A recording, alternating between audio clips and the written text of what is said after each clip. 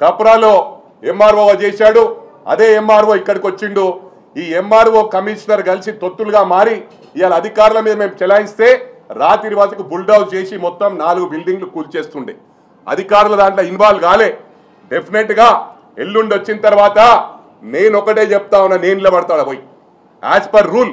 ఎందుకంటే జనాలు ఊరు వాళ్ళు విలేజర్స్ అందరూ కూడా ఎప్పటి నుంచో ధర్నా చేస్తుండ్రు, అక్కడ యాక్షన్ తీసుకుంటలేరని. ఇది కోర్ట్ డైరెక్షన్స్ ప్రకారం జరుగుతూ ఉంది. ఇవాళ మీరు అంటున్నారు మాకేం భయం లేదు.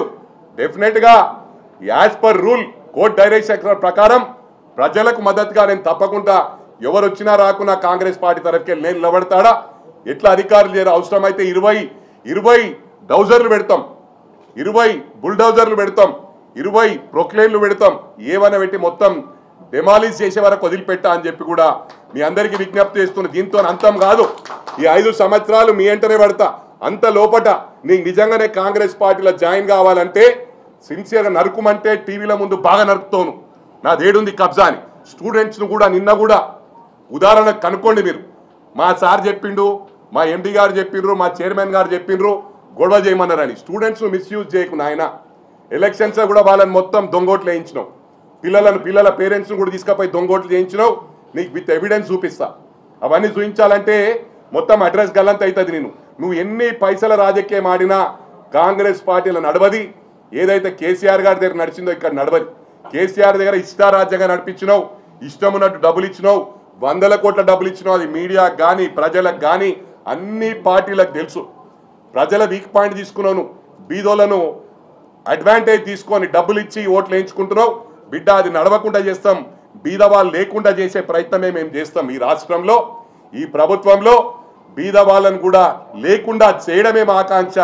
రేపు నీటువంటి రాజకీయాలు నడవై రేపు ఫ్యూచర్లో అని చెప్పి కూడా ఈ సందర్భంగా తెలియజేస్తూ, మరి మాటల్లో చెప్పాలంటే చాలా చెప్పొచ్చు, మాటల్లో కాదు చేతల్లో చూపిస్తానని చెప్పి కూడా మరి తప్పకుండా మరింకోసారి మా గౌరవ ముఖ్యమంత్రి గారి గురించి ఏది లూజ్ మాట్లాడినా నేను వదిలిపెట్టే సమస్య లేదు.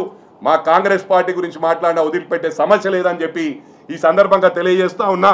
మరోసారి చెంబిపూర్ రాజు గారికి, ఎందుకంటే విత్ ఎవిడెన్స్ 2011లో మీరు కూడా ఇక్కడ ఎస్ రాజు అంటే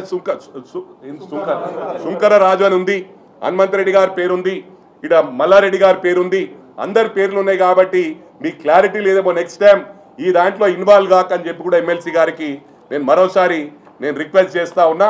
వచ్చి అన్నెసరీ మీరు ఇరుక్కోవద్దని చెప్పి కూడా విజ్ఞప్తి చేస్తా ఉన్నా. Thank you very much. జై కాంగ్రెస్.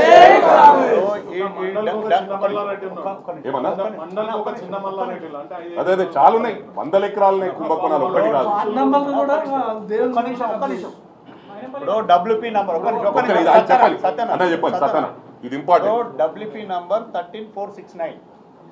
ఇది మేము 2010లో 2011లో పిల్లు అప్పుడు జేఎస్ ఏర్పాటు చేసినాం. అప్పుడు నేను, హనుమంత్ రెడ్డి గారు, డాక్టర్ ఇస్మాలారెడ్డి గారు BJP, Ailaiah garu CPI and Shambipur Raju TRS Koddulapur party president అందరం కలిసి ఈ ప్రభుత్వ భూములు